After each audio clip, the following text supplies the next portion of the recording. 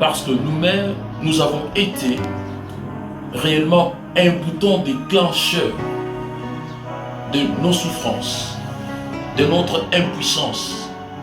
Quand je parle de l'impuissance, c'est l'incapacité de pouvoir commander, diriger, d'être capable. C'est quoi la détresse? La détresse, c'est une situation qui apparaît, mais une situation qui est réellement dure, une situation qui est poignante. Et dans cette situation, nous pouvons constater qu'il y a la souffrance qui épargne l'être humain, il y a l'abandon, il y a aussi la faiblesse, sans oublier l'impuissance. Et en tout état de cause, vous devez également comprendre que dans la détresse, il y a également le désarroi et le malheur. Au fait, quand je parle du malheur, je vois un contrepoids au heureux. Or, être heureux, c'est bénéficier aussi de la grâce de Dieu, du vouloir de Dieu. Nous devons comprendre ensemble avec vous que chercher un réconfort auprès de Dieu, cela suscite aussi une interpellation qu'il y a plusieurs voies par lesquelles l'on peut passer pour trouver un réconfort, bien sûr. Chercher. Il y a aussi la part de l'homme qu'il doit déployer. Il y a un effort. Cela relève aussi du vouloir de l'homme, de la volonté de l'homme, de la capacité de l'homme de chercher auprès de Dieu. Mais il est bien de chercher aussi un réconfort auprès des hommes, auprès de la famille, auprès de ton entourage, auprès des amis, dans ton milieu professionnel. Mais il est mieux de chercher un réconfort auprès de Dieu. Car dit-on, ce réconfort, bien sûr, c'est un réconfort qui sera solidifié. C'est un réconfort qui sera inébranlable. Bien sûr, c'est un réconfort qui t'épargne de la pression des hommes. Sans pour autant plus tarder, nous sommes dans le livre de Anne, plutôt dans le livre de Samuel, le chapitre 1er, le verset 1er, jusqu'au verset 11. La Bible dit ceci: il y avait un homme de Ramathaïm, son fils de la montagne d'Éphraïm nommé Elkana, fils de Joram, fils d'Eliou, fils de Tour, fils de Touf et Phratien. Pour faire des temps, je pense que je peux du moins vous épargner d'autres versets. Mais là directement, je me retrouve au verset 11.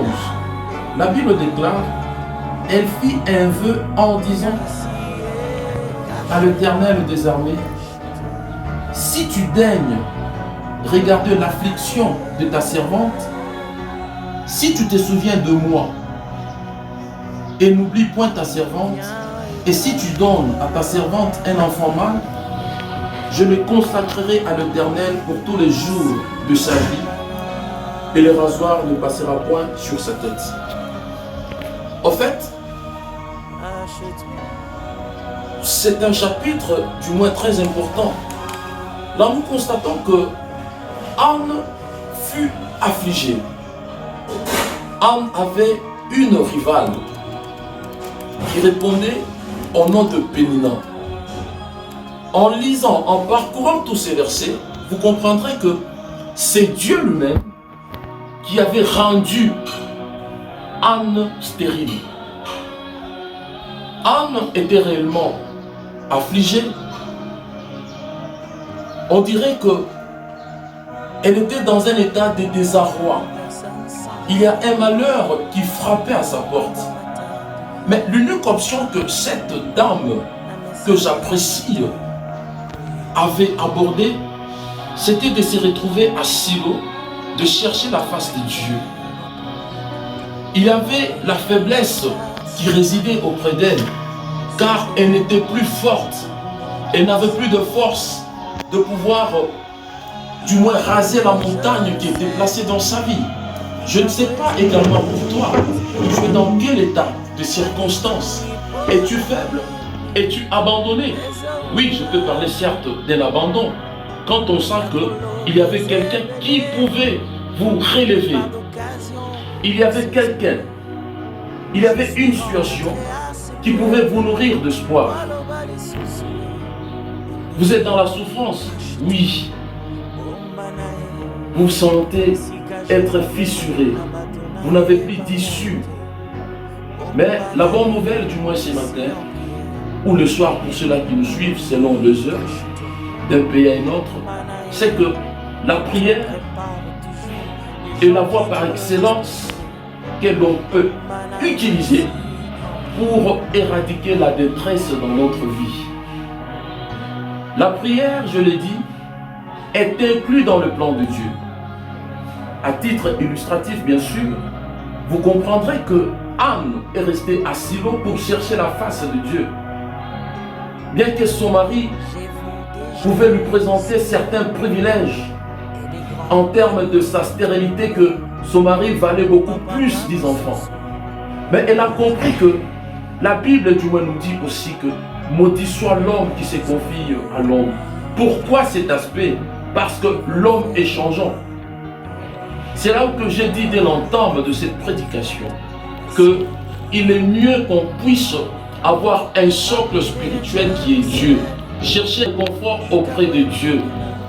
On a compris que, du moins pour ma situation, il faudrait que j'aborde un sens qui est beaucoup plus spirituel avec un être spirituel souverain qui est Dieu. Que je cherche la face de Dieu, un réconfort auprès de Dieu, une solution auprès de Dieu. Bon nombre de gens, de fois, arrivent à connaître une vie de chèque parce que le réconfort n'est point établi sur un socle considérable. Auprès de Dieu, auprès des hommes, il y a un réconfort. Auprès de mon père, il y a un réconfort. Auprès de mon oncle, il y a un réconfort. Auprès de ma famille, il y a un réconfort. Loin de moi de vous opposer, de vos familles, de vos parents, de vos amis, mais l'idée primordiale est très importante, c'est que vous devez solidifier votre réconfort auprès de l'Éternel, Dieu des armées. En fait, la nature de la stérilité de Anne ne dépendait pas d'elle, mais dépendait directement de Dieu.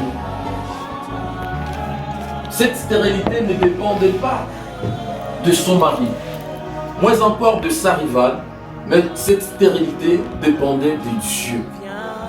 À combien plus forte raison, les situations qui nous sont compliquées, provenant des hommes, peuvent-elles demeurer éternelles dans notre vie? Du moins, l'essentiel, c'est que vous devez comprendre que le vrai réconfort provient certainement de Dieu.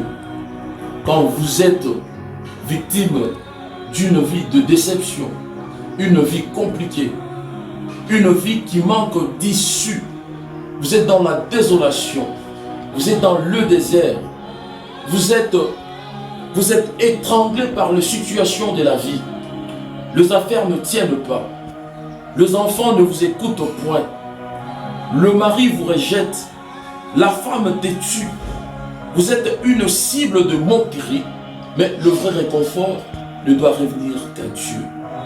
Que Dieu vous bénisse.